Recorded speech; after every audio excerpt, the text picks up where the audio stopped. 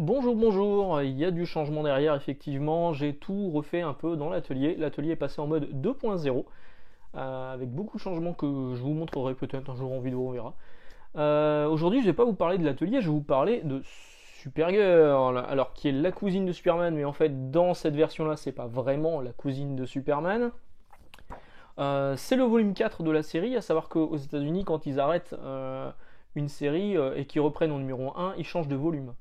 Vous avez numéro 1, 2, 3, 4, boum, ils disent tiens, on va faire un relaunch, on redémarre au numéro 1, et ben ce sera volume 2, numéro 1. Voilà, si vous cherchez des séries par exemple, c'est comme ça qu'il faut chercher aux États-Unis. Donc là, c'est le volume 4, on peut aussi parler parfois de saison, même si un volume peut durer des centaines de numéros. Donc là, c'est pas le cas. Ça a duré 80 numéros sur cette série. Elle est scénarisée par Peter David et les 9 premiers numéros sont dessinés par Gary Frank. Cette couverture, je la trouve absolument incroyable. C'est l'une de mes couvertures préférées ever, en fait, parce que il y a tellement les années 90 là-dedans. Il y a le skateboard, il y a la chemise de bûcheron, enfin le t-shirt Superman qui est hyper cool, la nana avec son petit collier. Cette couverture, je la trouve top. J'ai envie de la voir en poster et de la mettre ici quelque part. Elle est top cette série. Donc, ce premier numéro voit la réapparition de Supergirl. Alors, Supergirl, pendant Crisis est décédée, tout le monde le sait, hein, Crisis on Infinite Earth. Kara Zor-El, qui était la cousine de Superman, décède. C'est John Byrne qui a décidé ça, que ce serait plus du tout la cousine de Superman, Supergirl, que ce serait une extraterrestre métamorphe du nom de Matrix, et ouais, comme les films, aucun lien, fils unique. Euh, ce personnage, donc Matrix, c'est ça, voilà, c'est ça. C'est un truc un peu chelou. C'est une espèce de blob un peu bizarre. Et donc, ce personnage, enfin, cette Supergirl, cette version de Supergirl, Peter David va lui donner un peu plus de consistance car elle va fusionner avec une humaine qui s'appelle Linda Danvers. euh, qui semble être vouée au sacrifice dans un culte sataniste à cause de son petit ami Buzz, qui s'appelle Buzz, aucun lien avec Buzz l'éclair évidemment. Et Peter David donc les fait fusionner ensemble, sauf que le Matrix va garder l'ascendant sur le personnage de Linda Danvers. Linda Danvers, en fait, Matrix va remplacer Linda Danvers et elle va se retrouver du jour au lendemain avec un père et une mère, un père qui est flic, euh, qui sont très catholiques, on va dire, un peu comme mes voisins. Et donc, elle se retrouve avec une nouvelle famille et de nouvelles connaissances. Elle va être confrontée de nouveau à cet ex-petit ami, à savoir Buzz, qui lui en fait voir quand même des vertes et des pas mûres, hein, donc des pas mûres. C'est hop, elle est là, Linda Danvers. Et donc elle a des nouveaux amis, elle va essayer de retrouver Superman à un moment, elle va se retrouver confrontée à son ex-petit ami qui va... On va découvrir des choses en fait sur Linda Danvers qui n'est pas du tout aussi pure qu'on aurait pu le croire. Et elle va se retrouver avec les pouvoirs de Supergirl en fusionnant. Hop, je sais même pas si on la voit en costume dans le premier numéro. Voilà, donc dans le premier numéro. Le second numéro c'est celui-ci, donc ça c'est le démon pour lequel elle devait être sacrifiée à la base. Un espèce de démon chat, un peu comme Michel qui est en train de rôder là dans l'atelier. Le numéro 3 se passait pendant Final Night. Alors Final Night c'était un event aux États-Unis où c'était la dernière nuit, comme le titre l'indique. C'était une mini-série en 5 ou 6 numéros, je sais plus. Il le précise ça? Non, il le précise pas. Peut-être plus. Donc c'était la dernière nuit, tout le monde devenait un peu violent parce que c'était leur dernière nuit à vivre, il n'y avait plus le soleil, il était caché. Donc ça se passait là-dedans. Donc là on voit comment les habitants de la ville où elle officie réagissent. Hop, dans ce numéro-là, elle rencontre Gorilla Grodd et elle est hyper sexy et hyper badass dans ce costume. Je la trouve absolument magnifique. Enfin, de toute façon, Gary Frank fait un travail incroyable, hein. Ils sortaient, Peter David et Gary Frank sortaient tous les deux de leur succès sur Hulk. C'était déjà très très bien. Mais là, sur Supergirl, c'est magnifique. Enfin, il y a pas d'autre mot en fait, hein. C'est tellement badass. Enfin, moi, je trouve ça vraiment top. Hop. Donc ça c'est le numéro 4. Le numéro 5, hop, contre Kemo, qui était un ennemi habituel de Superman, qu'on retrouve ici. Je sais pas si on le verra mieux à l'intérieur.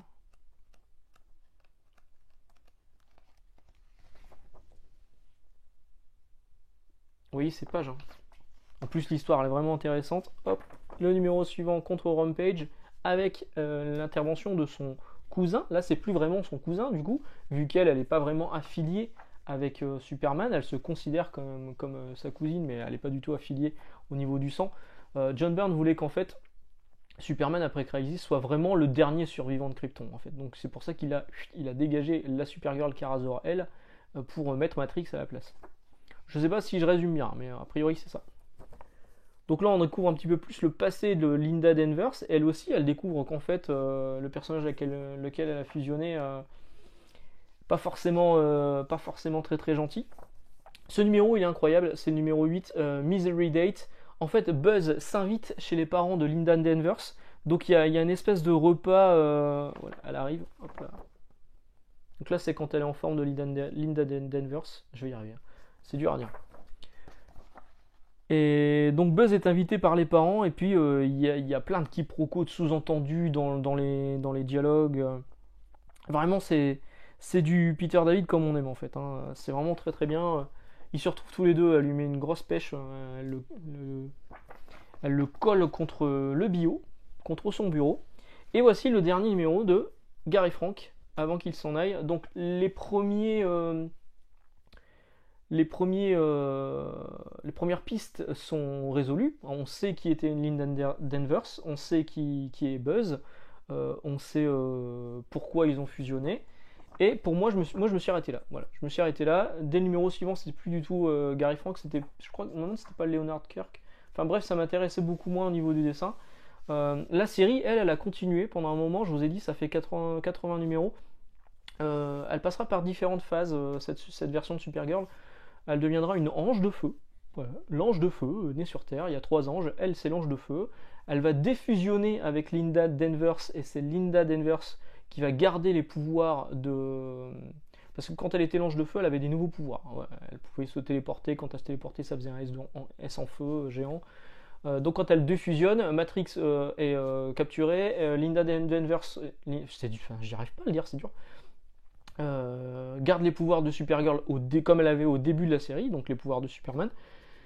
Et il va se passer moultes aventures pour arriver à la toute fin. Donc là on est sur la fin de la série, les épisodes 75 à 80 que j'ai en TPB. J'ai quand même acheté ça en TPB. Si vous cherchez les premiers numéros de Supergirl, ils sont disponibles en trade paperback. Il y a 4 trade paperback. Le premier, donc c'est les 9 numéros de Gary Frank, c'est vraiment ceux que je vais vous conseiller.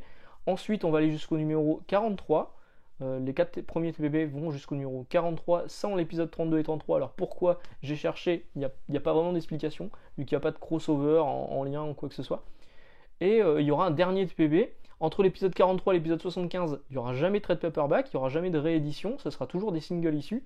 Et il y aura un dernier TPB avec les numéros 75 à 80 qui ont très très bien marché aux États-Unis parce que c'était le retour de Kara-Zor elle. Donc du coup ça impliquait que la Kara-Zor elle pré-Crisis revenait.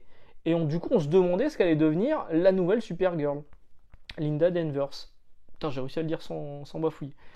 Et cette histoire, elle est vraiment bien. Elle est dessinée, c'est toujours Peter David au scénario, elle est dessinée de main de maître par, je sais plus, c'est Ed Benes, que j'ai jamais vu autant en forme en fait.